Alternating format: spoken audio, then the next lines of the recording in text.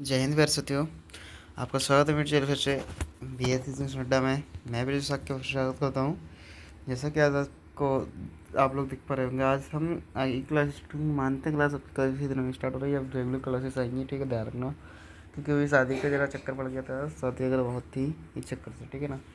तो देखिएगा, स्टार्ट कर रहे हैं क्लास को। ये दे रखा है हमारे पास जो विस्थापन विक्रिया के बाद था हेडिंग हमारा, उसमें क्षेपीय विक्रिया, ठीक है। उसमें क्षेपीय और उसमें शोषीय विक्रिया में क्या वो है, देखो उसमें क्षेपीय का मतलब होता है वो उत्सर्जित करना, उसमें शोषी का मतलब होता है कि शोषना, सोखना इस तरफ से, तो अब शोषण करना, ठीक है। तो सीधी सी बात है, एक एग्जाम्पल के साथ चलेंगे।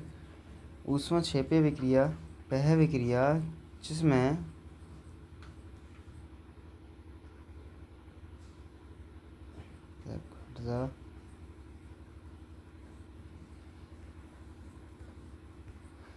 वह विक्रिया जिसमें जिसमें ऊष्मा के रूप में उत्सर्जित होती है, जिसमें ऊष्मा ऊर्जा के रूप में उत्सर्जित होती है, यानी मतलब जो हमारी ऊष्मा है, ठीक है, ऊष्मा, ठीक है, वो ऊर्जा के रूप में अवशोषित होती है, ठीक है। तो जैसे हमने मैथनी क्रिया कराई किसके, ऑक्सीजन के साथ, तो हमने बनाया सबसे पहले कार्बन डाइऑक्साइड, ठीक है।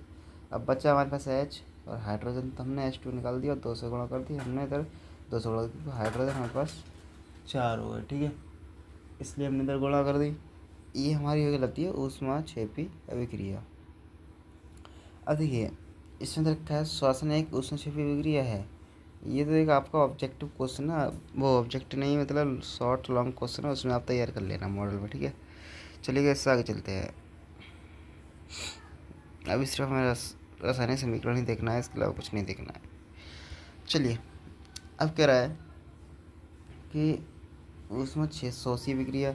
अब यहाँ पर सेम उल्टा हो जाएगा, जो अवशोषण होता है, तो मतलब वहाँ पर तो आपने देखा होगा इधर निकाल रहा था, अब ये ले रहा है, ठीक है। जिन विक्रियाओं में ऊर्जा का अवशोषण होता है उसे उसमें शोषी विक्रिया कहते हैं। जैसे हाइड्रोजन और आयोडाइड में हम क्रिया कराएंगे तो क्या होगा, और किसके साथ, ऊर्जा के साथ, मतलब ऊर्जा ये सोखेंगे, ठीक है। तो क्या बनाएगा, हाइड्रोजन आयोडाइड, तो हाइड्रोजन आयोडाइड बनाएगा, तो हमने 2 से मल्टीप्लाई कर दिया, क्योंकि हमारे पास HI बनेगा, हाइड्रोजन आयोडाइड, और दो दो हमारे पास क्योंकि अणु के रूप में लेते हैं, बल्कि परमाणु के रूप में नहीं लेते, ठीक है। ऐसे ही नाइट्रो ऑक्साइड हो जाएगा, तो ऐसे ही यहाँ पर N2 लिया और उसे कराई तो नाइट्रो ऑक्साइड हो गया, ठीक है ना। इस प्रकार हमारा उसमें क्षेपी विक्रिया कहलाएगा। अब देखिएगा, अब आता है हमारा हेडिंग तो विस्थापन अभिक्रिया, ठीक है। सिर्फ अभी विस्थापन है, फिर तो विस्थापन। देखो सीधी सी बात है, आप लोगों ने सुना होगा कि विस्थापन का मतलब होता है किसी जगह से, मतलब किसी को हटा के अपने शिफ्ट हो जाना, ठीक है। किसी जगह से किसी को हटा के अपने शिफ्ट हो जाना, ये दो विस्थापन विक्रिया कहलाता है। यह सीधे सीधे एक मजाक के तौर पर हम बात कर लेते हैं आपसे कि जो पहले से अगर किसी लड़की के पास रहता है, अगर उससे सुंदर कोई मिल जाए तो उसको पहले वाले को हटा के दूसरे को चुन लेती है। वैसे ही सेम मान लीजिए, कॉपर जो है यहाँ पर कम सुंदर है और जिंक ज़्यादा सुंदर है, ठीक है, ऐसे मान लेते हैं।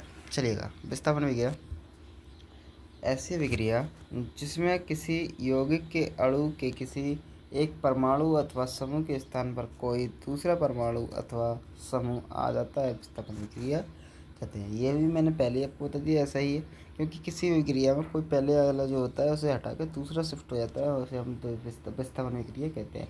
तो जिंक की हमने कपड़े क्रिया कराई, अब देखिए, अब ये वाली बात में समझ लेना कि यहाँ पर के हटाया क्यों।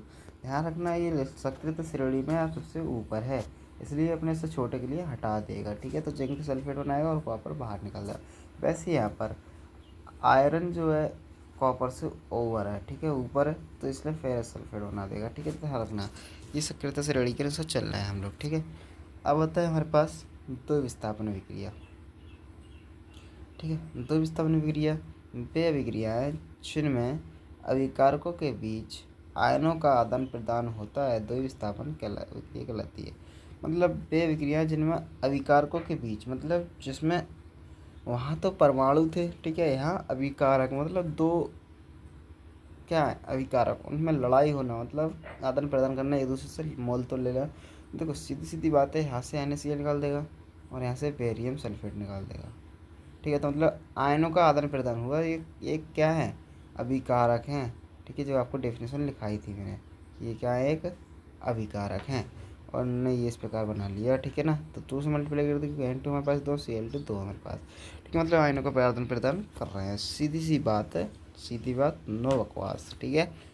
इतना लंबा चौड़ा हम हेडिंग लेकिन नहीं चलते, छोटा सा लेके चलना है। और क्या है, हम आपको सबसे शॉर्ट तरीके बताते हैं, कभी लॉन्ग तरीके में नहीं लेके जाते, ठीक है।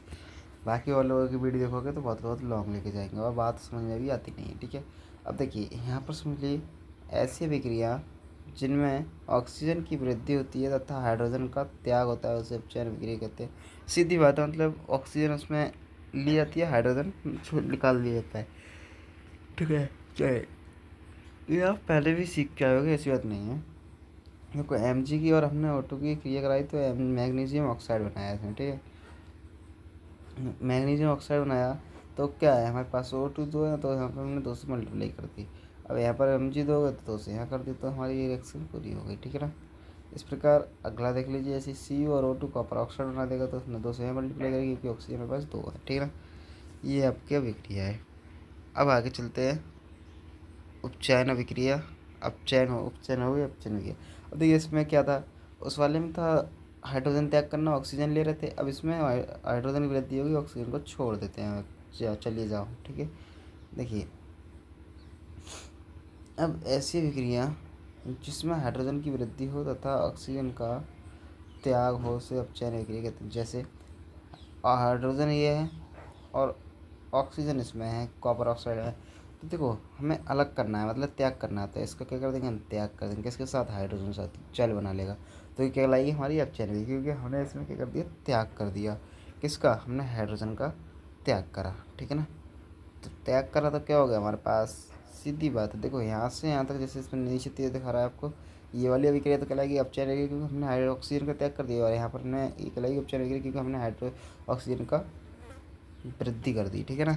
ये ऐसा होता है हमारे पास, चलिएगा।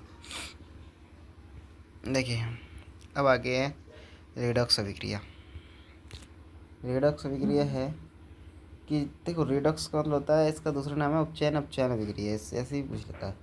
तो जिन रासायनिक अभिक्रिया में अपचयन तथा अपचयन होता है, यहाँ अभिक्रिया साथ साथ होती है, रेडॉक्स अभिक्रिया कहलाती है। इस वाले एग्जाम्पल को आप यहाँ पर दे सकते हो क्योंकि दोनों हो रहे हैं इसमें, ठीक है ना। इसमें क्या हो रहा है, दोनों हो रहे हैं, ठीक है। देखिए जैसे आपको ये रिएक्शन समझाई गई थी वैसे सेम यहाँ पर इतना ध्यान रखिए, यहाँ से यहाँ तक कहलाएगा अपचयन और यहाँ से यहाँ तक कहलाएगा उपचयन, क्योंकि यहाँ पर ऑक्सीजन को ग्रहण करा जाएगा, ठीक है।